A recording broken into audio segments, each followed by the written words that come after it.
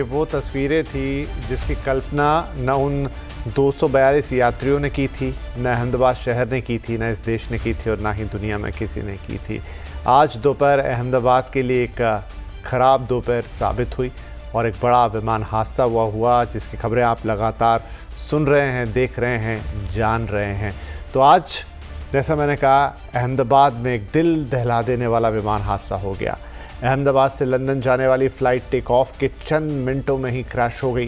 ये एक ऐसा हादसा है जिसने पूरे देश को हिलाकर रख दिया है। विमान जिस तरह से देखते देखते आग के गोले में बदल गया, इस त्रासदी में किसी को जान बचाने का मौका नहीं मिला। हालांकि खबर है इस तरह की कि एक व्यक्ति चमत्कारिक रूप से बच गया है। खैर, उसकी बात हम करेंगे आगे। गुजरात के पूर्व मुख्यमंत्री विजय रूपाणी की इस हादसे में अफसोसजनक मौत हो गई। हालांकि एक बार जैसे मैंने कहा कि चमत्कारिक सामने आ रही है, एक व्यक्ति के जिंदा होने की बात है। हम चाहेंगे कि शायद ऐसी कुछ और खबरें भी आ जाए। वहीं टाटा ग्रुप ने हादसे के बाद पीड़ितों के लिए मुआवजे का ऐलान किया है। सरकार रेस्क्यू ऑपरेशंस में लगी हुई है, घायलों का इलाज चल रहा है। बहुत सारी चीज़ें हैं जो अहमदाबाद में एक साथ हो रही है और इन सब के बीच हम एज ए कंट्री, एक देश के तौर पे दुख में हैं, सदमे में हैं कि ये क्या हो गया। तो हम सब कुछ पे चर्चा करेंगे, लेकिन उससे पहले मैं आपको सिविल एविएशन मंत्री राम मोहन नायडू की पूरी बातचीत, उन्होंने क्या कहा और एयर इंडिया के सीईओ ने इस पर क्या कहा, क्योंकि ये दोनों सीधे सीधे इस मामले से जुड़े हैं। एक एविएशन मंत्री हैं, एक वो हैं जिनकी एयरलाइन है, वो सुनाते हैं और चर्चा की शुरुआत करेंगे। Very sad to know that Vijay Rupani ji, Chief Minister, was also there, and like you were mentioning, other nationals were also there, children were also there. I would only say that each and every life is precious to us. Each and everyone is a very important person to us. So it's an incident which has shaken the nation also. Everyone has expressed their grief. I would like to express our deep sorrow about this event. This is a difficult day for all of us at Air India, and our efforts now are focused entirely on the needs of our passengers, crew members, their families and loved ones. I know that there are many questions, and at this stage I will not be able to answer all of them, but I do want to share the information we have at this time. Air India flight AI-171, operated with a Boeing 787-8 aircraft, travelling from Ahmedabad to London Gatwick, has been involved in an accident after takeoff. Flight AI-171 was carrying 230 passengers and 12 crew members on board. Of the passengers, 169 are Indian nationals, 53 are British nationals, there are 7 Portuguese nationals and 1 Canadian national. The injured passengers have been taken by local authorities to the nearest hospitals. We are actively working with the authorities on all emergency response efforts. A special team of caregivers from Air India is on their way to Ahmedabad to provide additional support. The investigations will take time, but anything we can do now, we are doing. We know that many people are concerned for the welfare of their loved ones. We have set up a special helpline that friends and family can reach us at.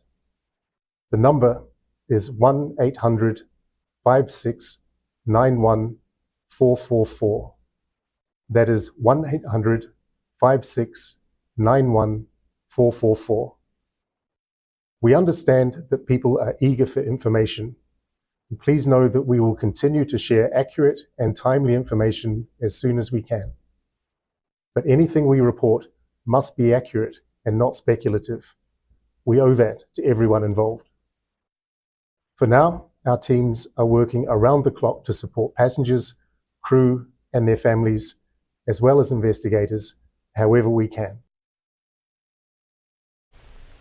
इसके साथ ही देश के प्रधानमंत्री Narendra Modi, Britain के प्रधानमंत्री, सब ने अपनी संवेदनाएं व्यक्त की हैं, दुख जाहिर किया है, पूरा फुल एक्शन करने की बात कही है। देश की राष्ट्रपति ने दुख व्यक्त किया है। अमित शाह देश के गृह मंत्री पहुंच चुके हैं, एविएशन मिनिस्टर वहां पहुंच चुके हैं, जिनका कथन आपने सुना। चलिए मैं आपको बताऊं कि हुआ क्या, जिन लोगों के लिए शायद पूरी तरह से वो नहीं देख पाए दिन में ये पूरी चीज़। तो देखिए, नहीं, उससे पहले वो तस्वीर एक बार मैं आपको दिखाना चाहूँगा, क्योंकि वो चंद सेकंड ही हैं, वो चंद मिनट भी क्या कहूँ।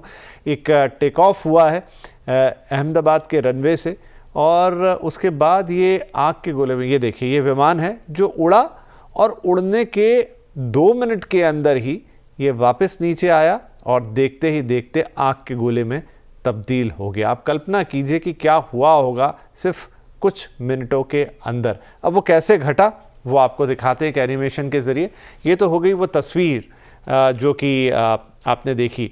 अहमदाबाद से लंदन जाने वाली ये फ़्लाइट थी, जो कि वहाँ के गेटविक एयरपोर्ट पर उतरनी थी। हीथ्रो और गेटविक 2 एयरपोर्ट हैं लंदन में, तो ये गेटविक पे जानी थी एयर इंडिया का विमान, और ये रनवे नंबर 23 से उड़ा 1:39 पर समय पे उड़ी ये फ़्लाइट, और चंद मिनट बाद ही ये नीचे आने लगी। 242 लोग इसके अंदर सवार थे, क्रू सहित 230 तो पैसेंजर थे और 12 क्रू मेंबर थे।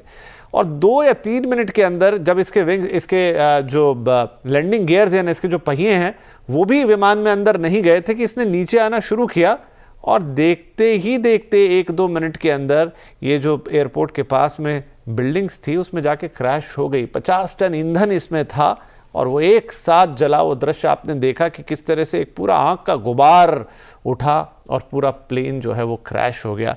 बेहद दुखद ये हादसा, बेहद दर्दनाक ये हादसा, लेकिन अब हो गया है। तो क्यों हुआ, कैसे हुआ, क्या इसके संभावित कारण हो सकते हैं, क्या कुछ किया जा सकता था, ये तमाम चीज़ें हैं। और अभी भी देखिए, वहाँ अहमदाबाद में सब कुछ रुक नहीं गया। अभी भी वो जो पूरी साइट है, क्योंकि एक रिहायशी इलाके के ऊपर गिरा है, जैसा मैंने कहा कि वैसे तो संभावना कम है कि कोई इसमें बचा हो, लेकिन 1-2 कहानियाँ निकल कर आ रही हैं, 1-2 बातें निकल कर आ रही हैं कि 1-2 मिराकलस इन्हें चमत्कारी यहाँ पर जाने भी बची हैं। उनकी पुष्टि हम धीरे धीरे करते हैं इस कार्यक्रम के अंदर। तो चलिए शुरुआत करते हैं।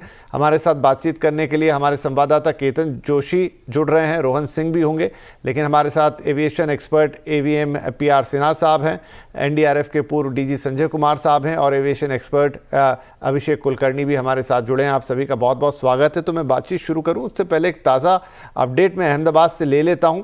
इस वक्त वहां क्या सिचुएशन है, लगातार हमारे साथ केतन दिन भर से बने। केतन, अहमदाबाद से कोई नया अपडेट? देखिए, जिस वक्त यहाँ पर ये हादसा हुआ तब से हम यहाँ मौजूद हैं, और अभी ये मेघाणी नगर का एरिया आप देखिए कि बिल्कुल स्मशानवत हो गया है। लोगों को यहाँ से जाने के लिए बोला गया है। सिर्फ यहाँ paramilitary forces, police, FSL, commando और इत्यादि सब लोग हैं। गृह मंत्री थोड़ी देर पहले यहाँ पर आए थे, और आधे घंटे पहले यहाँ 2-3 और लाश यहाँ मिली हुई है, जिनको अभी साइड में किया गया है, जिसको हम नहीं दिखाएंगे। लेकिन तफ्तीश जारी है, और गृह मंत्री को हमारे एविएशन मंत्री नायडू जी ने भाई ब्रीफ किया कि आखिरकार ये प्राइमरीली किस तरह से ये पूरी घटना हुई, कितने लोग सवार थे, क्या क्या पूरा ये था। तो जितने भी पुख्ता सबूत के तौर पर जो भी चीज़ें यहाँ से कलेक्ट करनी थी वो कलेक्ट कर लिया गया है।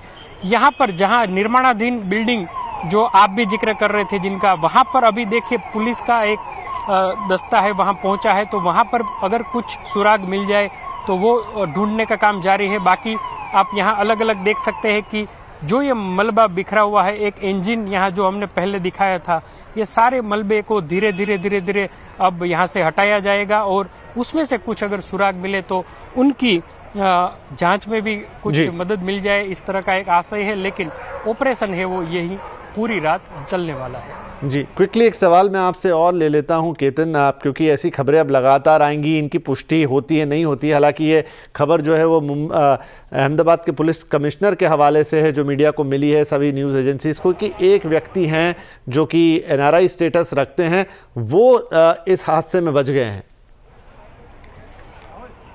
देखिए, यहाँ पर एक चर्चा भी हो रही थी, उनको सिविल हॉस्पिटल में एक स्पेशल वार्ड बनाया है, जो हमने सुनी है उस बात के मुताबिक वहाँ पर रखा गया है। तो वो एक सबसे बड़ा आई विटनेस होगा कि प्लेन के अंदर क्या क्या हुआ था लास्ट मोमेंट में। तो अभी उनको स्वस्थ करने में प्रशासन लगा है, ऐसी एक खबरें आ रही है, लेकिन आधिकारिक तौर पर अभी इस बात की हमारे पास भी कोई जानकारी नहीं है। लेकिन ये सुखद आश्चर्य होगा और एक अच्छी बात होगी कि कम से कम एक व्यक्ति की जान तो बच गई।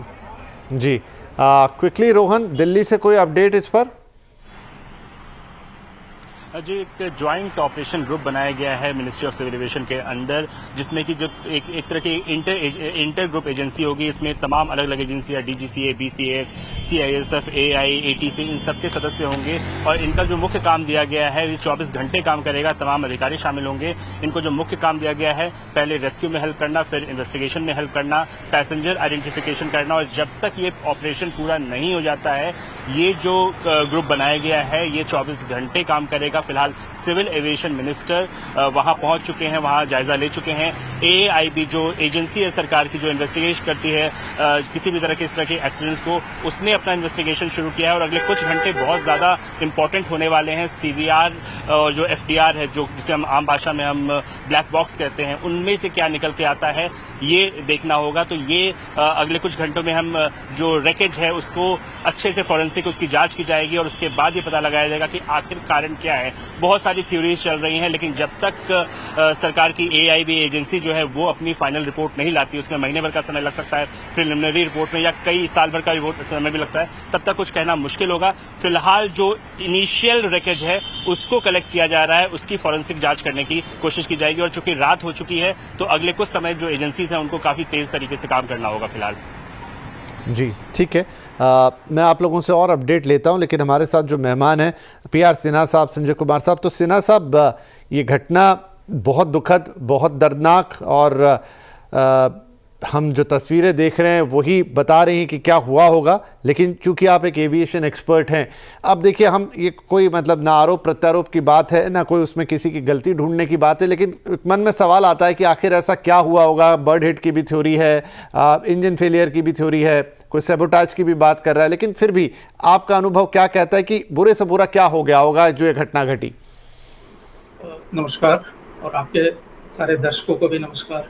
बहुत ही दुखद दुर्घटना है ये एविएशन की अहमदाबाद एयरपोर्ट से, और हम सबको इसने सकते में डाल दिया है। और हमारी कंडोलेंसेस हैं उन फैमिलीज के साथ जिनके नियर और डियर वंस इस घटना के साथ थे, इस जहाज में थे, और जिनकी शायद इसमें मौत हो गई है। जो आपके रिपोर्टर ने जैसा बताया कि शायद एक व्यक्ति बच गए हैं, तो वो ही बहुत ही अच्छी खबर होगी। एक छोटा सा जैसे बोलते हैं सिल्वर लाइनिंग निकलेगा शायद, होपफुली। और हम सोचते हैं और ऐसा समझते हैं कि शायद और कुछ बेहतर खबर आए, क्या संभावना बहुत ही कम है। और जैसा आपने दिखाया, इसकी जो फोटोग्राफ आपने दिखाई अभी थोड़ी देर पहले, जो वीडियो दिखाया आपने, इससे बहुत ही क्लियर है कि जहाज़ जब टेक ऑफ कर रहा था अहमदाबाद से, तो टेक ऑफ तो बिल्कुल सही लग रहा है, और उसके बाद एक सर्टेन हाइट ऑलमोस्ट 400 फीट के ऊपर ग्राउंड लेवल से 670 ऑड फीट जैसा क्लेम कर रहे हैं लोग, अबव मीन सी लेवल, और वहाँ की एलिवेशन अबाउट 58 मीटर्स है, तो अबाउट 189 फीट जो भी होगा। तो 400 फीट तक उड़ने के बाद, 400 फीट तक तो जहाज सही उड़ा है, उसके बाद अचानक क्या हुआ जिससे कि शायद इंजन की थ्रस्ट में भी परेशानी हुई, जिसकी वजह से आगे जहाज बढ़ नहीं पाया, और उसके लिफ्ट में भी परेशानी आई, जिसकी वजह से जहाज ऊपर को नहीं जा पाया। और नतीजा ये था कि जहाज नीचे चलता चला गया, और चूंकि इंजन में थ्रस्ट नहीं था तो इसकी वजह से वो जहाज वहाँ क्रैश कर गया, ना वो लिफ्ट कर पाया, और ये जाकर के एक रिहायशी एरिया के अंदर ही गिरा। बट हम ऐसा एक्सपेक्ट करते हैं कि शायद जो ग्राउंड पे लोग हो, वो लोग बहुत कम लोग इसमें हताहत हुए हों, ऐसी हमारी प्रार्थना है। और तो सिन्हा साहब, इस चीज़ को, क्योंकि टेक्निकल चीज़ है, लेकिन जो विमान को एक बहुत मेजर थ्रस्ट लगता है जब वो ग्राउंड छोड़ता है और हवा में उड़ता है, और पर्टिकुलर एक स्पीड होती है, थ्रेशोल्ड स्पीड, उसके बाद ही उसको मतलब पहिए उसके अलग हटते हैं ज़मीन से और वो ऊपर उड़ जाता है। तो इतना क्लोजली कि आपको फुल थ्रोटल मिला, पूरा थ्रस्ट मिला, आपने 400 फीट की ऊंचाई भी हासिल कर ली, और फिर अचानक से सब कुछ न्यूट्रलाइज हो गया, सब बंद हो गया। ये कितना मतलब आश्चर्यजनक कह लीजिए, या कितना कॉमन है, या ऐसा मतलब इसकी संभावनाएं कितनी हैं कि ऐसा भी हो जाए। हाँ, एक है कि आप पूरे एयर में हैं, वहां जाके इंजन आपके कुछ देर में बंद हो गए, लेकिन जस्ट जब कि आपने फुल पावर यूज कर ली और उसके जस्ट एक आध मिनट के अंदर ही सब कुछ बंद हो गया। ये ऐसा है कि ऐसी संभावना बहुत कम होती है, पर ये जैसा हुआ है अहमदाबाद में, शायद बर्ड एक्टिविटी भी थोड़ी ज़्यादा रहती है, तो ये एक भी पॉसिबिलिटी है कि शायद बर्ड्स दोनों इंजन को ही अफेक्ट कर गई हों। ये एक पॉसिबिलिटी है, और जिसकी वजह से दोनों इंजन ही बंद हो गए हों। तो जब इंजन बंद हो जाएंगे तो ऑब्वियसली थ्रस्ट नहीं आएगा। एक बर्ड हिट की हो सकती है, दूसरे हो सकती है एक जी सर, हम सुन पा रहे हैं आपको। हाँ, दूसरी हो सकती है कि शायद जो फ्यूल ट्रांसफर हो रहा हो उसमें कोई तकलीफ आ गई हो, जिसकी वजह से इंजन को फ्यूल नहीं मिल पाया। शायद ये भी हो सकता है, क्योंकि जहाज, जैसा आपने भी बताया कि उसने अपने अंडरकैरेज को रिट्रैक्ट नहीं किया था, जो लैंडिंग गियर्स हैं वो रिट्रैक्ट नहीं हुए थे, और उनके जो फ्लैप्स भी होते हैं वो भी नीचे ही थे, क्योंकि फ्लैप्स अपैरेंटली जैसे दिख रहे हैं शायद नीचे ही थे, क्योंकि फुल फ्लैप्स में ही आपको लिफ्ट ज़्यादा मिलती है। तो जहाज जब टेक ऑफ करती है तो वो फ्लैप्स के साथ ही टेक ऑफ करती है। तो ये सारी चीज़ें दर्शा रही हैं कि इन एक्शंस को लेने के ठीक पहले ही ये प्रॉब्लम शुरू हुई, जिसमें इंजन का थ्रस्ट भी नहीं था और लिफ्ट भी नहीं मिल रही थी जहाज को, जिसकी वजह से जहाज नीचे जाना शुरू हुआ और अनफॉर्चुनेटली क्रैश कर गया। ठीक है, मैं और समझने की कोशिश करूंगा आपसे, लेकिन संजय जी के पास जाता हूं। संजय जी, ये तो हादसा था हार्डली 3 या 4 मिनट में घट गया, लेकिन उसका जो आफ्टर मैथ है अब वो तो हमने देखा दिन भर से, और अभी भी इनफैक्ट एनडीआरएफ की टीमें हैं, लोकल रेस्क्यू टीमें हैं, डॉक्टर्स हैं, एम्बुलेंस हैं, पुलिस हैं, सब कुछ उस मौके पर है, फॉरेंसिक टीम भी अब पहुंच गई है। ऐसे हादसे होने के बाद सबसे पहले क्या किया जाता है स्पॉट पे पहुंच के? मतलब ये कोशिश कि कोई सर्वाइवर अगर बच सके तो वो, फिर क्योंकि बहुत कुछ है एक ही साइड पर, जहां आपको सर्वाइवर्स भी देखने हैं, आपको वो एक डेंजरस एरिया भी है जहां बहुत गर्मी है, बहुत हीट है, सब कुछ जल रहा है, साथ में ये भी है कि ये जो सारा मलबा है ये बहुत इंपॉर्टेंट फॉरेंसिक एविडेंस है, इसी से शायद कभी पता लग पाएगा कि क्या हुआ होगा। कैसे हैंडल किया जाता है इस पूरी सिचुएशन को? जैसा हमने देखा कि जहाज लिफ्ट नहीं हो सका और एक बिल्डिंग से टकराया, फिर उसके बाद आगे वो गिरा और उसके बाद उसमें आग लग गई, जिसमें काफी स्मोक हुआ। और इस तरह से हमने 2 साइट इसमें हैं। एक तो है कि हॉस्टल में जहां पर कि जहाज का पिछला हिस्सा गिरा और वो बिल्डिंग में अंदर तक चला गया, जिसमें कि कुछ छात्रों की मृत्यु बताई जाती है और कुछ इंजर्ड भी हैं। दूसरा जो साइट है जहां पर कि जहाज गिरा, वहां पर आग लगी। तो इन सब की सूचना मिलते ही जो रेस्क्यू एजेंसीज हैं, मल्टी एजेंसी, वो सभी वहां पर रश करती है। फायर ब्रिगेड की टीम हो, स्टेट डिजास्टर रिस्पांस फोर्स हो, पुलिस हो या एनडीआरएफ की टीम्स हो, ये सबने रश किया। लेकिन उसके पहले भी जो लोग वहां पर उपस्थित होते हैं वो कोशिश करते हैं उसको आग बुझाने की, नजदीक जाने की कोशिश करते हैं, लेकिन वो जा नहीं सकते, ये स्पेशलाइज्ड काम है। तो पुलिस वहां कॉर्डन करने के साथ ही, ताकि लोग अनावश्यक रूप से ना जाएं, जिससे कि एक तो उनको खतरा पहुंचे और दूसरा कि वहां पर कोई रेस्क्यू ऑपरेशन में बाधा पहुंचे। एंड उसके साथ ही रोड्स जो है उसको हम लोग ग्रीन कॉरिडोर के रूप में परिवर्तित करके उसको फ्री रखते हैं, ताकि जो रेस्क्यू एजेंसीज हैं वो पहुंच सके जल्दी से जल्दी स्थान तक, घटना स्थल तक। और जो इंजर्ड हैं, जो सर्वाइवर्स हैं और जो लोग हैं, उनको जिनको भी मेडिकल की आवश्यकता है, मेडिकल सपोर्ट की, वो सारे ले जाया जा सके हॉस्पिटल में जल्दी से जल्दी। इसलिए प्री ग्रीनिंग की आवश्यकता पड़ती है हमारे कॉरिडोर को। तो इस तरह से सारा ऑपरेशन शुरू हुआ और आज भी दोनों जगह पर ऑपरेशन संपन्न हुआ। जहाँ हॉस्टल में थे छात्र, उनमें भी कुछ बताए जाते हैं जो अफेक्टेड हुए, और जो दूसरी जगह है वहाँ जो घटना स्थल आपने जैसा दिखाया कि वहाँ पर सारी व्यवस्थाओं के बावजूद भी इतनी बड़ी घटना घटी, जो हम लोग आपके लिए दुखद है। जी बिल्कुल, मैं आपसे और समझूंगा सर इसको कि ये अब इसके बाद यहाँ पर कैसे चीज़ें आगे बढ़ेंगी और कैसे, क्योंकि डबल यहाँ पर है, एक तो विमान के साथ जो हुआ उसके सर्वाइवर्स या उसमें जो लोग हैं अनफॉर्चुनेटली डेड या डेड बॉडीज़, और फिर जो नीचे ज़मीन पर जो घटना घट गई वहाँ जो लोग इम्पैक्ट हो गए, वो एक अलग अपने आप में चुनौती है। रोहन, मैं एक और चीज़ आपसे पूछना चाहूँगा, ये कि बोइंग का इस पर क्या, देखिए उनके बेड़े का सबसे स्टार विमान, उनके बेड़े का सबसे बड़ा नाम ड्रीम लाइनर, चर्चा में रहने वाला विमान, क्या उसको लेकर बोइंग का कोई आधिकारिक बयान आया है? क्योंकि शायद ये बोइंग ड्रीम लाइनर के इतिहास में पहला इस तरह का फैटल मिसहैप है।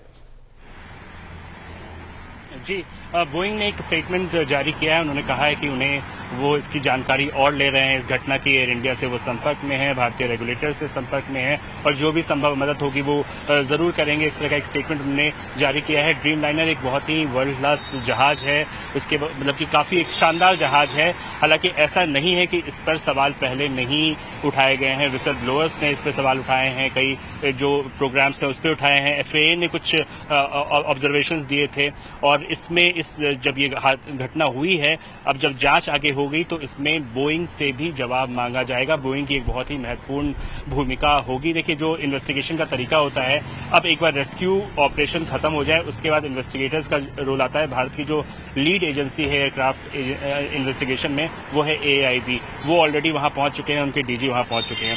अब इसके बाद ICAO जो एक ग्लोबल एक तरह का रेगुलेटर है एविएशन का, उसके गाइडलाइंस के अंदर में ही इन्वेस्टिगेशन होता है। और चूंकि भारत में ये हुआ है तो भारत इस इन्वेस्टिगेशन को लीड करता है, लेकिन इसमें कई सारे देशों की भूमिका होती है। FAA जो कि अमेरिका का सिविल एविएशन रेगुलेटर है, उसने कहा है कि भारत के रेगुलेटर को जो भी जरूरत होगी वो करने को तैयार है। और ये इसलिए इंपॉर्टेंट है क्योंकि बोइंग इसमें इन्वॉल्व है, तो बोइंग से जवाब मांगा जाएगा, FAA से मदद ली जाएगी।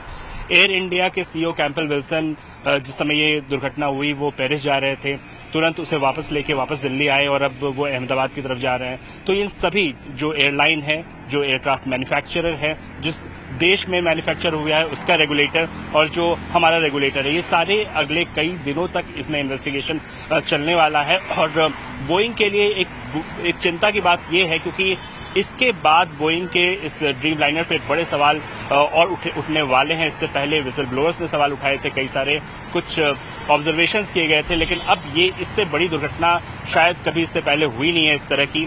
और सिर्फ बोइंग के लिए नहीं, भारत के भी अगर आप पिछले 25 साल के इतिहास में देख लें तो ये सबसे बड़ी दुर्घटना है। तो सवाल होंगे और लंबा इन्वेस्टिगेशन चल सकता है, इस बात की पूरी संभावना है। जी, एक बार मैं फिर अहमदाबाद का रुख करता हूँ। वहाँ पर केतन दोहरी ट्रेजेडी है ये। एक तो विमान हादसा जो हुआ और उसमें जो लोग थे सवार, उनके जीवन पे आई बात, और दूसरा ये क्योंकि एक ऐसी जगह गिरा जहाँ पर रिहायशी इलाका था, बच्चों के हॉस्टल थे, मेडिकल स्टूडेंट थे और भी घर वगैरह थे। अब वहाँ का क्या डिटेल है? वहाँ से भी हमें खबरें मिली हैं कि कुछ स्टूडेंट्स की डेथ हो गई है, काफ़ी घायल भी हैं और भी कुछ इंजरीज हुई हैं। वहाँ क्या हाल है? वहाँ का क्या अपडेट है? देखिए, मेरे पीछे जो 6 की 6 बिल्डिंग है वो BJ मेडिकल कॉलेज के स्टूडेंट्स यहाँ रहते हैं और उनकी मेस भी यहाँ पर है। तो जितने भी ये हताहत हुई है बिल्डिंग, उसमें स्टूडेंट्स रहते थे। और अभी प्रशासन ने ये फैसला लिया है कि जितने भी स्टूडेंट्स घायल हुए हैं या तो किसी की मौत हुई है तो उसके ऊपर बाद में वो कोई स्टेटमेंट जारी करेंगे। लेकिन जो यहाँ के आसपास के लोग हैं, या तो कुछ अभिभावक से बात की थी तो एक अभिभावक बोल रहे थे कि उनका बच्चा तो सलामत है, लेकिन उनके साथ जो दूसरे लोग थे उनमें से किसी की डेथ हो गई है। तो आप देखें कि पूरा खंडर बन चुका है, भूत महल जैसा प्रतीत होता है। तो आसपास पूरा का पूरा ये मलबा भी है। तो और अभी हमारे सहयोगी रोहन सिंह जो हमें बता रहे थे खासकर जो ये ड्रीम लाइनर एयरक्राफ्ट के बारे में, तो जब हम अमेरिका सिएटल गए थे तब बोइंग की फैक्ट्री में भी विजिट की थी। तो आप सोचिए कि वहां तब हमें बताया गया था कि एयर इंडिया का ऑर्डर है और इंडिगो का ऑर्डर है, उसके पहले चाइना, सऊदी अरब, तो बड़े पैमाने पर उसकी ऑर्डर बुक है वो काफी तगड़ी थी। तो एक हिसाब से हम कह सकते हैं कि बोइंग की साख के ऊपर भी यहाँ पर सवालिया निशान लग सकता है, क्योंकि इतना बड़ा हादसा शायद जो उनके चंद बड़े हादसों में से एक, अब ये अहमदाबाद का भी हादसा जुड़ जाएगा। और ये जो पीछे BJ मेडिकल कॉलेज के स्टूडेंट्स यहाँ रह रहे थे, अभी कोई नहीं है। काफी सारे लोगों को अस्पताल भर्ती कर लिया गया है और जो हताहत हुए हैं उनकी जानकारी बाद में दी जाएगी, ऐसा हमें यहाँ अभी बताया गया है। जी केतन, सिन्हा साहब, यहाँ पर एक चीज़ मैं आपसे समझना चाहूँगा, बोइंग के ड्रीम लाइनर पे भी हम बात करेंगे, लेकिन जिस तरीके से ये हादसा हुआ, मतलब जो टच डाउन हुआ है, ये बहुत सारे दर्शक अब जानने लगे हैं, क्योंकि दिन भर एविएशन की हम बात कर रहे थे, लेकिन फिर भी दोबारा बहुत सारे दर्शक जिनको नहीं आइडिया हो कि जो एयरक्राफ्ट के विंग्स होते हैं वही उसका फ्यूल टैंक होता है, और किस तरीके से वो विमान टकराया होगा नीचे जाते समय, क्योंकि एक और चीज दृश्य में दिखाई दे रही है कि जब वो नीचे गिर रहा है तब कैप्टन ने उसको नोज लिफ्ट करने की कोशिश की, हल्की सी नोज ऊपर जाती हुई दिखाई देती है, आप बेहतर समझेंगे उन दृश्यों को। और दूसरा एक फुटेज और दिखा है जिसमें वो जो टेल है, एग्जॉस्ट वाला जो हिस्सा है, वो हिस्सा एक बिल्डिंग के हिस्से में आखिरी में फंसा हुआ है और उस पर ना कोई काला रंग है, मतलब वहां तक उसकी लपटें नहीं पहुंची, उसका कलर ओरिजिनल वहां लगा हुआ है, बस ये कि वो एक एग्जॉस्ट पाइप सा निकला हुआ दिख रहा है बिल्डिंग में। विमान टूट गया, क्या हुआ, अब ये नहीं समझ में आया, लेकिन किस तरीके का इंपैक्ट रहा होगा कि टेल एक जगह फंस गई, विंग का भी एक बड़ा टुकड़ा नीचे पड़ा हुआ दिखा है, फ्यूजेलार्ज जिसे आप कहें या रैकेज कहें, उसके तो ऐसे कोई स्पष्ट नमूने नहीं है, इंजन के कुछ टुकड़े बिखरे, पहिए दिख रहे हैं साबुत साबुत, लैंडिंग गियर, क्या हुआ होगा? आपकी एक्चुअली ऑडियो में थोड़ी ज़्यादा प्रॉब्लम थी, मुझे आपकी ज़्यादातर बातें तो सुनाई नहीं पड़ रही थी, बट एंटिसिपेशन में जो मैं आपको बता सकता हूँ कि जब भी इस तरह के एयरक्राफ्ट एक्सीडेंट्स होते हैं, तो जब वो एयरपोर्ट के नज़दीक होते हैं तो सबसे ज़्यादा पॉसिबिलिटीज़ होती है सक्सेसफुल सर्च एंड रेस्क्यू। जो रेस्क्यू ऑपरेशंस होते हैं उनमें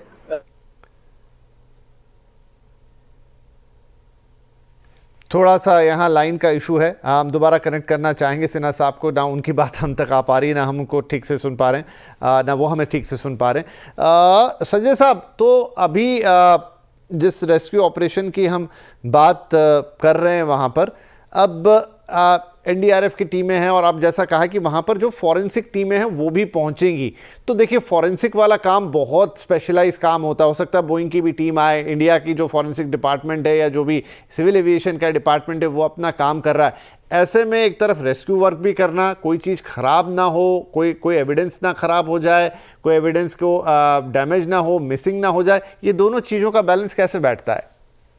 जी हाँ, उसके लिए इन्वेस्टिगेशन के लिए सबसे महत्वपूर्ण साक्ष्य है, और जो साक्ष्य है उसको प्रोटेक्ट रखना सबसे बड़ा काम होता है, और ये पुलिस का काम मुख्यतः है, और सारी एजेंसीज मिलकर ये इंश्योर करती हैं कि जो उसमें चाहे वो फॉरेंसिक तकनीकी रूप से हो या क्रिमिनल एंगल से हो या अन्य किसी कारण से हो, सबको ध्यान में रखते हुए जो साक्ष्य है वो नष्ट ना हो, इसका प्रबंध किया जाता है, और जो फॉरेंसिक एक्सपर्ट्स हैं उनकी सलाह ली जाती है, खास करके जो इस तरह के विमान दुर्घटना से संबंधित एक्सपर्ट्स होंगे निश्चित रूप से वो कार्य कर रहे होंगे, ऐसा मेरा विश्वास है।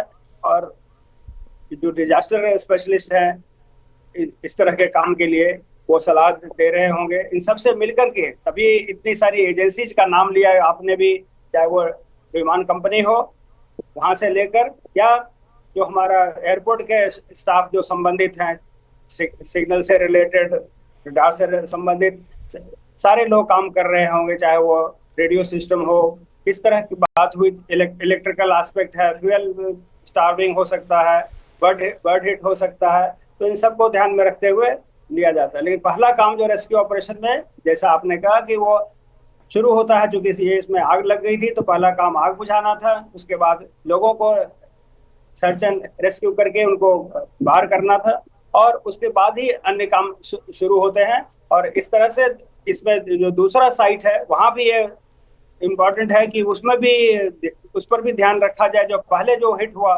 जो मेडिकल कॉलेज की बिल्डिंग, जो हॉस्टल की बिल्डिंग पर हिट हुआ, वो उस पर भी ध्यान रखना होगा कि फॉरेंसिक का काम वहां से भी शुरू होता है, बाहर ऑफ साइट के लिए।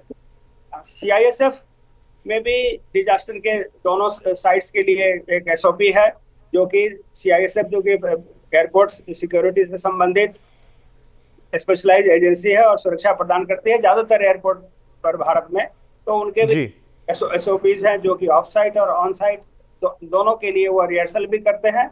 और इस तरह होने पर पहले भी पटना में एक इसी तरह हादसा हुआ था जो कि बिल्कुल ही एयरपोर्ट के पास था, लेकिन वो आते हुए विमान का था, कलकत्ता से पटना आता हुआ वो गिर रहा था, वो भी नीचे गिरता चला गया और बहुत ही थोड़े 7-8 लोग शायद सर्वाइवर रहे होंगे और बाकी की मृत्यु हो गई थी।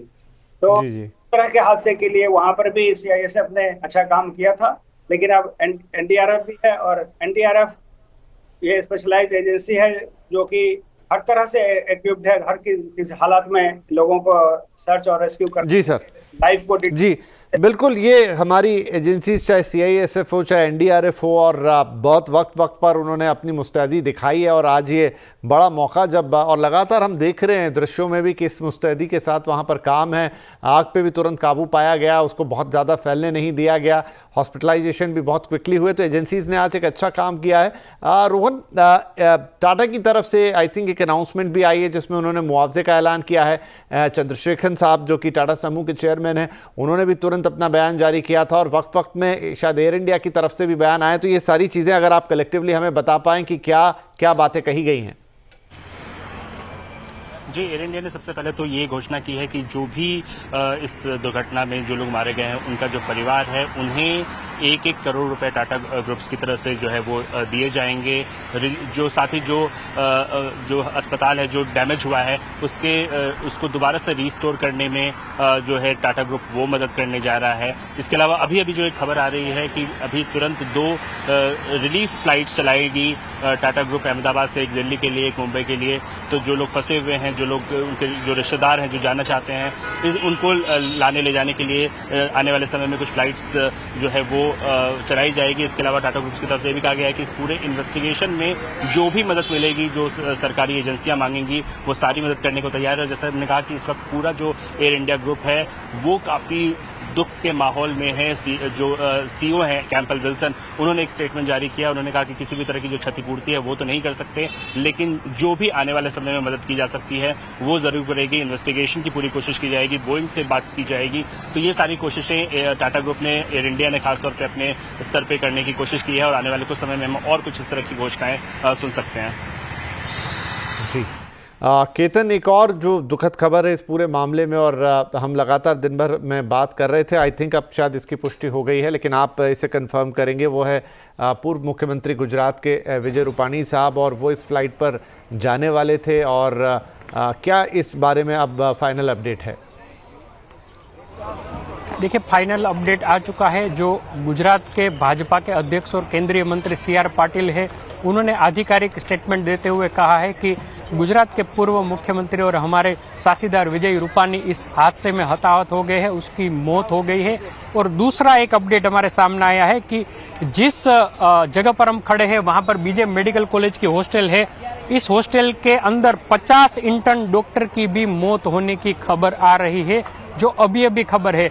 ऐसी बुरी खबर के बीच एक अच्छी खबर भी ये आ रही है कि एक नहीं 2 लोगों के बचने की भी खबर यहाँ पर अभी आ रही है। उसके ऊपर भी हम जल्दी ही प्रकाश डालेंगे। तो एक तरफ कहीं खुशी है, कहीं गम है, 2 लोग बच गए हैं, ये अपने आप में एक आशा का किरण है। लेकिन इस जगह पर जो डॉक्टरी की पढ़ाई करने वाले 50 छात्रों की भी मौत होने की एक खबर सामने आई है, तो अपने आप में ये दिल दहलाने वाली बात है।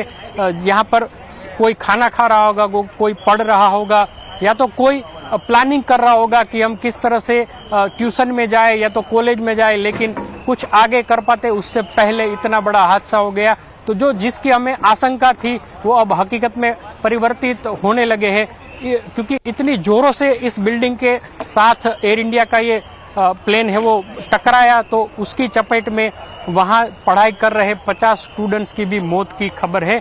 और आप जो बता रहे थे 1 नागरिक, लेकिन 2 नागरिक के चमत्कारिक बचाव की भी खबरें यहाँ अभी सामने आई है। जी केतन, आपने सही कहा कि आपने एक साथ 2 ऐसी चीज़ें बताई हैं कि उस पर मन फंस सा जाएगा। 50 बच्चे, 50 एक बहुत बड़ा नंबर होता है। 50 होनहार बच्चे जो डॉक्टरी की पढ़ाई कर रहे थे, आज इस अफसोसजनक दुखद हादसे में उनकी जान गई। अगर ये नंबर कंफर्म हो रहा है तो ये बहुत बड़ा नंबर है। और दूसरा अच्छी बात है, ये एक सुखद अनुभव है कि इतने बड़े हादसे में विमान के अंदर बैठे हुए 2 लोग अगर बच गए हैं, तो इसमें ईश्वर की कृपा बोलें या जो भी कहें, हम उनकी किस्मत भी कहें। और उम्मीद करते हैं कि शायद ऐसी 2-4 खबरें और आ जाएं कि कोई यहाँ बच गया है, क्योंकि अभी भी 204 मौतों की ही पुष्टि हुई है आधिकारिक रूप से। तो बाकी जो बचे हुए पैसेंजर से क्या उसमें से कोई और बच गया है, यही दुआ करेंगे। लेकिन 50 बच्चों की ये खबर बेहद दुखद है कि यहाँ पर हॉस्टल में पढ़ने वाले 50 बच्चों की डेथ हुई है।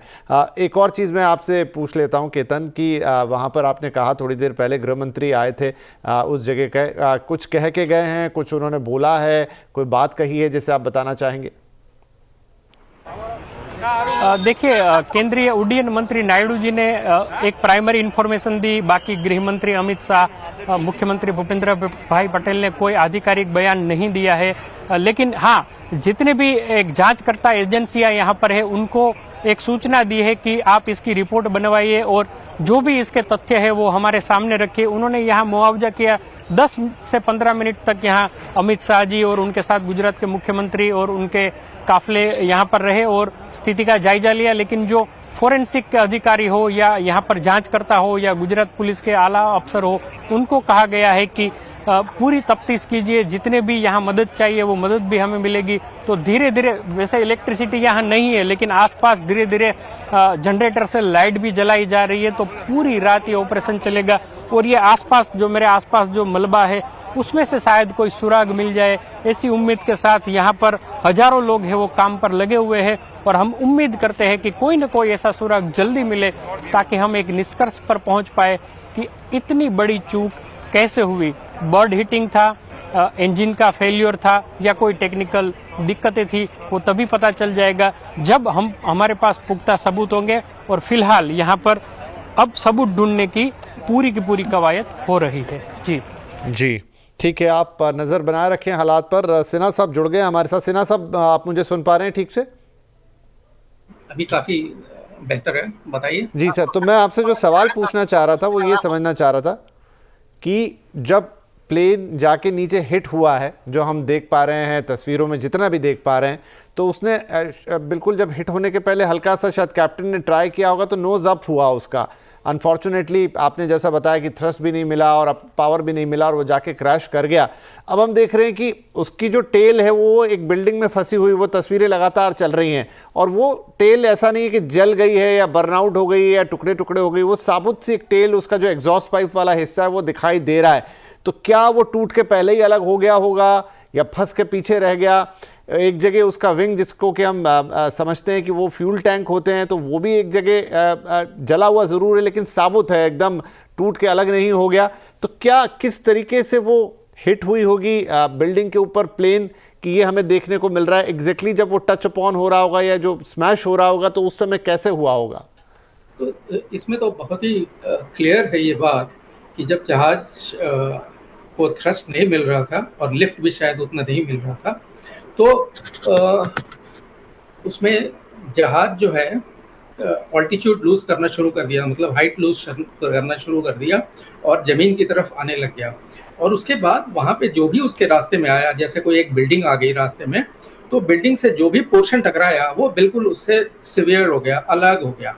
और ऐसे करके जहाज जो है ना काफ़ी आगे बढ़ता चला गया, क्योंकि स्पीड तो थी उसकी, उतनी स्पीड नहीं थी जिससे कि वो आगे फ्लाई कर सके, लेकिन बहुत ज़्यादा स्पीड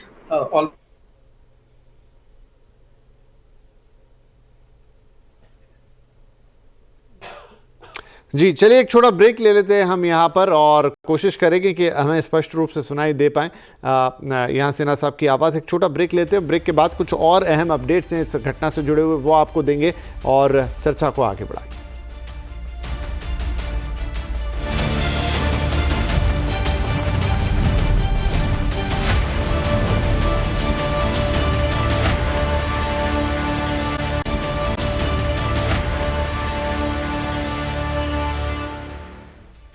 आवाज़ अड्डा में बात हो रही है अहमदाबाद में हुए अफसोसजनक विमान हादसे की, जहां पर 242 लोगों के साथ एयर इंडिया की लंदन जाने वाली फ़्लाइट टेक ऑफ के तुरंत बाद ही क्रैश कर गई और वो भी एक ऐसे इलाके में जहां पर हॉस्टल्स थे मेडिकल स्टूडेंट के, और खबरें ये भी हैं कि उसमें भी काफ़ी मौत हुई हैं। कुछ देर पहले केतन हमें बता रहे थे अहमदाबाद से कि एक आंकड़ा आ रहा है कि 50 स्टूडेंट्स वहाँ पर शायद डेथ उनकी हो गई है, कई घायल भी हैं, और ये भी खबरें आ रही हैं कि 2 व्यक्ति जो हैं वो चमत्कारिक रूप से इस हादसे में, जो कि प्लेन पर सवार थे, वो बच गए हैं। तो चलिए बातचीत को आगे बढ़ाते हैं। अब हमारे साथ एविएशन एक्सपर्ट अभिषेक कुलकर्णी भी कार्यक्रम में शामिल हो गए हैं। अभिषेक जी, स्वागत है आपका। आप मुझे सुन पा रहे हैं? जी हाँ, बिल्कुल। अभिषेक, दो तीन चीज़ें हम समझने की कोशिश कर रहे थे कि एक तो जो विमान का गिरने का पैटर्न है, मतलब जब वो गिरा है तो उसका एक जो टेल है या जो उसका एग्जॉस्ट पाइप है वो एक जगह बिल्डिंग में अटका हुआ दिखाई दे रहा है। आगे का हिस्सा तो शायद पूरी तरह से डैमेज हो गया, एक जगह उसका जो विंग है जिसमें फ्यूल होता है वो भी डैमेज लेकिन दिखाई दे रहा है एटलीस्ट। कैसा इम्पैक्ट रहा होगा कि इस तरह की हमको पिक्चर दिखाई दे रही है?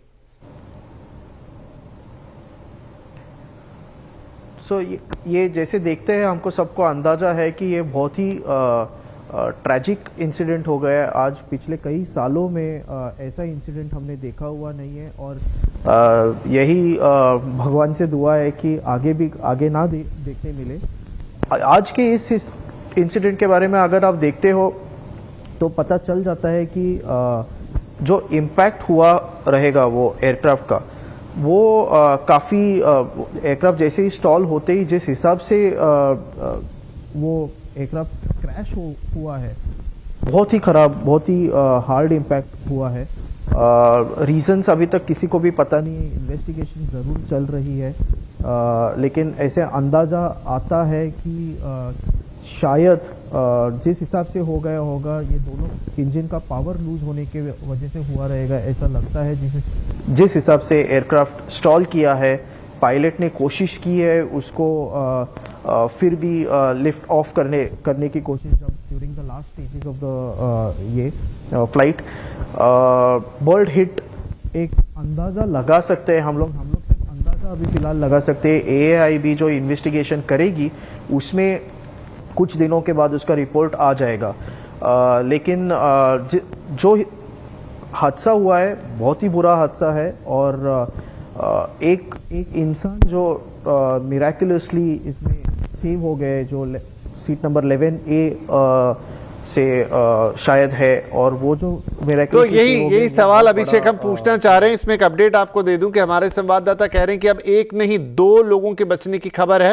हालांकि उसकी एकदम आधिकारिक पुष्टि मैं अभी नहीं कर पाऊंगा, लेकिन जो सीट नंबर 11A का मामला है, जो एक NRI हैं, रमेश शायद उनका नाम है, तो 11A आगे की एक सीट हो गई, मतलब थोड़ा एकदम आगे नहीं लेकिन आगे के हिस्से में ही कह लीजिए, मिडिल से थोड़ा आगे।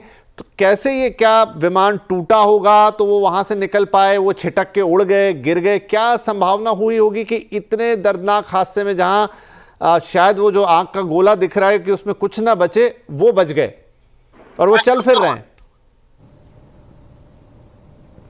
करेक्ट। सो इसमें हुआ ये रहेगा शायद कि जहाँ पे हम लोग जिसको फ्यूसलाज बोलते हैं, जहाँ पे वो टूटा होगा उसके आसपास ही इनकी सीट होगी, और जहाँ से उनको एक गैप मिल गया जहाँ से वो एग्जिट हो सके, और उनको उतना सिर्फ इससे प्रेजेंस ऑफ माइंड से उन्होंने वो बाहर आ गए होंगे। वैसे अगर देखा जाए तो एविएशन इंडस्ट्री में ऐसा कहते हैं, हमारे पैनलिस्ट शायद अग्री कर पाए, उसमें करेंगे कि एयरक्राफ्ट का जो सबसे पीछे वाला हिस्सा होता है वो सबसे सेफ हिस्सा माना जाता है। पूरे एयरक्राफ्ट में, पूरे फ्यूसलाज में जो पीछे का हिस्सा होता है वो सबसे ज़्यादा सेफ हिस्सा माना जाता है। लेकिन ये 11A सीट डेफिनेटली पीछे के हिस्से में नहीं था, ये कहीं बीच में ऐसा होगा। सीटिंग 787 ड्रीमलाइनर था, तो 787 का ड्रीमलाइनर का कैसे सीटिंग होगा, वो शायद कहीं ऐसी जगह होगा जहाँ से फ्यूसलाज उनका एक्चुअली टूट चुका था और वहाँ से उनको एक गैप मिल गया, या उनको एक कुछ जगह मिल गई होगी जहाँ से उन्होंने प्रेजेंस ऑफ माइंड इस्तेमाल करके एग्जिट कर लिया होगा शायद।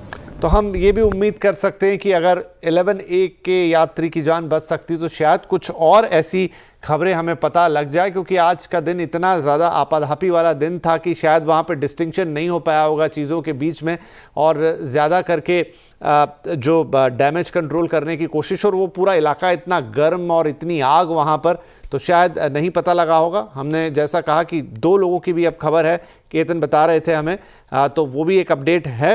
एंड लेट्स प्रे कि शायद ऐसी कुछ और खबरें भी हमें मिल जाए यहाँ पर। सिन्हा साहब, अब इस पर आगे जांच बैठेगी, बहुत कुछ होगा, इस पर कई तरह का, लेकिन हमको जैसे अब ये एक ही जगह पे सब गिरा है, कई बार क्रैशेस होते हैं जो बहुत कहीं पहाड़ी पे होते हैं या दूर दराज जंगल में होते हैं या ऐसी जगह जहां आप नहीं पहुंच सकते।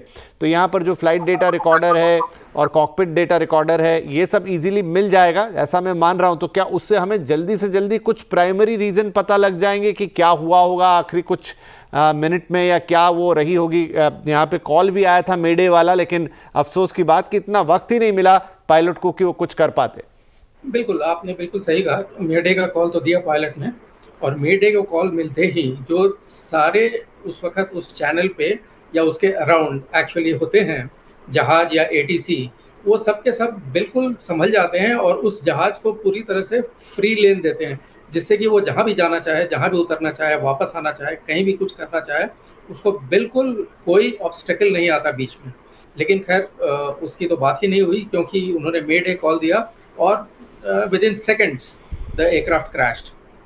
अब जो सबसे ज़्यादा बड़ा मुद्दा है वो है यहाँ पे इसकी इन्वेस्टिगेशन का। जो डीजीसीए, हमारी directorate general of civil aviation, जो कि हमारी एविएशन अथॉरिटी है, वो कंडक्ट करेगी। और उसके बाद उस ब्लैक बॉक्स के मिलने के बाद जो कॉकपिट वॉइस रिकॉर्डर और फ्लाइट डेटा रिकॉर्डर, ये तो बहुत ही इंपॉर्टेंट इक्विपमेंट है जिनसे उनको पूरे के पूरे फ्लाइट की कैसे कैसे कहाँ कहाँ क्या हुआ, कैसे वो आगे बढ़ा, कहाँ ऊपर गया, कहाँ नीचे आया, क्यों हुआ, ये सारी की सारी चीजें आएगी। और जो वॉइस रिकॉर्डर है वो बताएगा कि क्या क्या बातचीत हुई आपस में पायलट की। वो भी एक बहुत ही क्रूशियल इंफॉर्मेशन होती है एनी एयरक्राफ्ट एक्सीडेंट इन्वेस्टिगेशन में।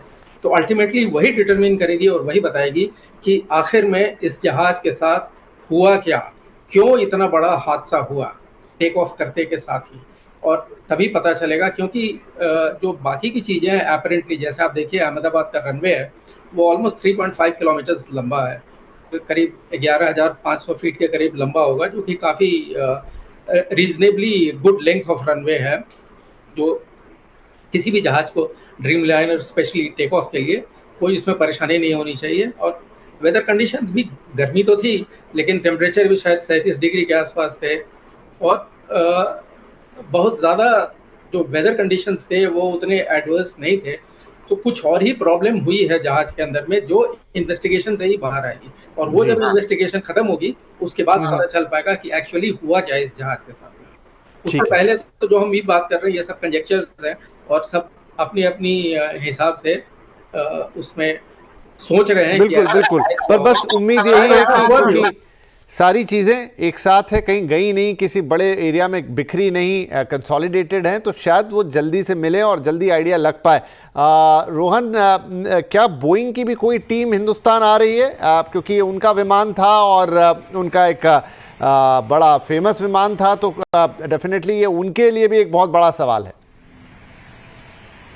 जी बिल्कुल, इंडिया की तरफ से ये कंफर्म किया गया है कि बोइंग की एक टीम भारत आ रही है। वो अहमदाबाद आते आते सीधे पहुंचेगी और इस पूरे चीज़ में जो भी रेगुलेटर्स को मदद मिलेगी, जो भी इन्वेस्टिगेटर्स को मदद चाहिए होगी, वो प्रोवाइड करवाएगी। ये उनकी ड्यूटी भी बनती है। और इसलिए अभी जो जानकारी हमें मिली है, बोइंग की टीम निकल चुकी है वो भारत के लिए, और वो सीधे उसके बाद अहमदाबाद पहुंचेंगे। शुरुआत के कुछ समय जो है बहुत इंपॉर्टेंट होते हैं खासतौर पे, तो उनकी मदद ली जाएगी। जरूरत पड़ने पर जो FAA है, अमेरिका का सिविल एविएशन रेगुलेटर, उनकी भी मदद ली जाएगी। और FAA ने खुद अपनी तरफ से भी कहा है कि वो मदद देने को तैयार हैं, क्योंकि चूंकि बोइंग US बेस्ड है तो वहां पे रेगुलेशन FAA का है, तो FAA की मदद भी लेने की कोशिश की जाएगी। बाकी जो इन्वेस्टिगेशन है वो शुरू हो चुकी है। जैसे ही रेस्क्यू ऑपरेशन पूरी तरह से खत्म होता है, इन्वेस्टिगेशन और जो मलबा है उसको इकट्ठा करना, ये सारा काम शुरू कर दिया जाएगा। लेकिन जो बोइंग की तरफ से सूचना आ रही है, उनकी टीम निकल चुकी है और वो भारत पहुंचने वाली है। जी, एक बार मैं फिर रुक कर लेता हूं केतन का अहमदाबाद में। केतन, क्योंकि अब आखिरी हिस्से में हम कार्यक्रम में, कोई और अपडेट अहमदाबाद से मेजर जैसे आपने कुछ देर पहले दिए? बिल्कुल, देखिए जो बच गया है व्यक्ति वो दीव का रहने वाला है और उसका नाम रमेश भालिया है, जो 20 साल से लंदन में अपने परिवार के साथ रह रहा है। और यहाँ पर वो एक काम के लिए आया था, 6 महीने भारत में रुका और फिर वो जा रहे थे। और उन्होंने जो अभी वहाँ पर बयान दिया अस्पताल में, तो बोले कि मैं वो एग्जिट सीट पर ही बैठे थे, जहां पर इमरजेंसी एक विंडो होती है, वहां पर वो बैठे थे और तुरंत वो भाग गए। उसका नाम रमेश भालिया है और उन्होंने कहा, पहली ही उनकी एक वाक्य थी कि मेरे आसपास बहुत सारी डेड बॉडी बिखरी हुई थी, मुझे कुछ समझ में नहीं आया और मैं भाग गया। मतलब प्लेन जैसे ही क्रैश हुआ और मुझे मौका मिला तो मैं भाग गया, ये उनका कहना है। तो वो रहता है लंदन में, लेकिन वो युवक है वो दीव का रहने वाला है, गुजरात के दीव का, जिसका नाम रमेश भालिया है। क्विकली अभिषेक कुलकर्णी, क्योंकि एक सर्वाइवर हैं, लोन सर्वाइवर, और उनको बिल्कुल पता है कि अब अंदर क्या हुआ, क्या ये भी हमको जांच करने में मदद करेगा ये फैक्ट, या उनके जो बयान होंगे या उन्होंने जो भी अपनी आंख से देखा? ज़रूर कुछ हद तक ज़रूर मदद करेगा, इन द सेंस कि उनको कैसे जब टेक ऑफ होते वक्त कैसा लगा और कब एयरक्राफ्ट नीचे जाना चालू हो गया और कैसे फील हो गया, वो उसमें उस हद तक थोड़ा मदद हो जाएगा। लेकिन सबसे ज़्यादा इम्पोर्टेंट चीज़ ये है कि कॉकपिट के अंदर क्या हो गया, जो एफडीआर और सीडीआर बता पाएगा हमें, वो सबसे ज़्यादा इम्पॉर्टेंट है। लेकिन जो लोन सर्वाइवर है वो ज़रूर ये बता पाएगा कि टेक ऑफ के वक्त क्या था, कुछ अलग आवाज़ आया, अगर बर्ड हिट हुआ रहेगा तो उसका कुछ फीलर हो गया क्या, टेक ऑफ होने के बाद कितने टाइम में नीचे जाने लगा, व्हाट वाज द फीलिंग, ये वो बता पाएगा, ज़रूर बता पाएगा। क्या दुनिया की एविएशन हिस्ट्री में ये चाहे आप दें चाहे सिन्हा साहब दें, क्योंकि अब मेरे पास समय का, इतना छोटा हादसा कि बिल्कुल उड़ा और गिर गया, शायद 139 पर टेक ऑफ बताया जा रहा है, 140 पे मेडे कॉल है और 141 और 42 के बीच में तो वो क्रैश हो चुका था, तो हार्डली 3 मिनट के अंदर सब कुछ हो गया। ऐसा बहुत रेयरली होता है, लेकिन जब जहाज टेक ऑफ कर रहा होता है या लैंडिंग कर रहा होता है, these are the most critical phases of any aircraft flight. और स्पेशली जब टेक ऑफ कर रहा है तो एयरक्राफ्ट लॉन्ग हॉल पे जा रहा है, बिल्कुल ही फुल्ली लोडेड है, बहुत ही ज़्यादा उसमें फ्यूल होता है, सारे पैसेंजर्स होते हैं, तो उसकी वजह से अगर क्रैश करता है तो फ्यूल इतना ज़्यादा होता है कि उसकी, आप जो देख रहे हो पहले ऑरेंज और उसके बाद ब्लैक सूटी स्मोक जो निकल रहा है, वो बहुत परेशानी का कारण बन जाता है। और उसकी वजह से ही जो रेस्क्यू वर्क है वो भी अफेक्ट हो जाती है। जो रेस्क्यूअर्स हैं वो उसके नज़दीक नहीं जा पाते। आप फायर लेन बनाने की कोशिश करते हैं, आप सोचते हैं कि किसी तरीके से उस स्पॉट पे पहुंचा जाए जहां से लोगों को निकाला जा सके, लेकिन वो इतने ज़्यादा थिक स्मोक होती है और इतना एरिया को कवर कर लेती है कि कोई भी उसमें, हमारे जो क्रैश फायर टेंडर्स होते हैं और उसके जो कर्मचारी होते हैं, जो फायर फाइटर्स होते हैं, वो भी कुछ नहीं कर पाते हैं। एक्चुअली हमारे पास बहुत ही अच्छे फायर फाइटिंग इक्विपमेंट है, लेकिन उसमें सबसे ज़्यादा जो ज़रूरी है आपका इमीडिएट रिस्पॉन्स, अगर वो हो जाता है just before the aircraft catches huge fire, तो यहाँ पे तो पॉसिबिलिटी नहीं थी, क्योंकि वो गिरा और तुरंत ही उसमें बहुत ज़्यादा आग लगी। तो इसके पहले कि क्रैश टेंडर वहाँ पहुँच पाता, क्रैश टेंडर तो कोई वहाँ पे खड़ा था नहीं, जब तक वहां पहुंच करके वो इंटरवीन करता तब तक it was little too late. नहीं बिल्कुल, तो ये एक्सप्लेनेशन शायद हम जितने देते चलेंगे उतने कम, जितने, क्योंकि मन में इतने सारे सवाल हैं, क्या हुआ होगा, कैसे हुआ होगा, कौन सा, कोई मैकेनिकल फेलियर हो गया, कोई ह्यूमन एरर हो गया, कोई बर्ड हिट हो गई, कोई और चीज़ हो गई, तो सवाल हैं और शायद इनके जवाब भी डेफिनेटली आएंगे, लेकिन थोड़ा वक्त इंतज़ार करना पड़ेगा। लेकिन कुल मिलाकर एक दुखद दिन। बहुत बहुत धन्यवाद आप सभी मेहमानों का हमारे साथ इस कार्यक्रम में जुड़ने के लिए। केतन और रोहन, खासतौर पे आपका भी बहुत शुक्रिया। आप दिन भर जब से ये हादसा हुआ है बिना अपनी जगह से हटे लगातार इसे कवर कर रहे हैं और सारे अपडेट्स हमें दे रहे हैं। आप थोड़ा आराम अब आप भी कीजिएगा और जो भी ताज़े अपडेट्स हैं वो ज़रूर हमारे दर्शकों तक पहुंचाइएगा, हम उनको आगे बढ़ाएंगे। लेकिन फ़िलहाल आप भी एक छोटा सा गैप यहाँ पे ब्रेक ले सकते हैं। और सभी मेहमानों का धन्यवाद। और एक दुखद हादसा, लेकिन इससे आगे बढ़ना होगा, इसके तह में जाना होगा कि आखिर ऐसा क्या हुआ कि 242 लोगों का वो फुल लोडेड एयरक्राफ्ट उड़ते ही क्रैश हो गया। एक बेहद सुरक्षित एयरक्राफ्ट, एक बेहद स्टार लाइनर जिसे कहते हैं कि स्टार एयरक्राफ्ट बोइंग कंपनी का, लेकिन फिर भी यह हादसा घटा और इतने लोगों की जान गई। हम दुआ करेंगे कि कुछ और ऐसे किस्से आ जाएं जहां पर कुछ लोग अगर ज़िंदा बच जाएं, जैसे हमने सुना कि एक यात्री बचे। फिलहाल इस कार्यक्रम में आपसे इजाज़त लेंगे, लेकिन लगातार इस पर आपको अपडेट्स हमारे सोशल मीडिया हैंडल पर भी मिलते रहेंगे। नमस्कार।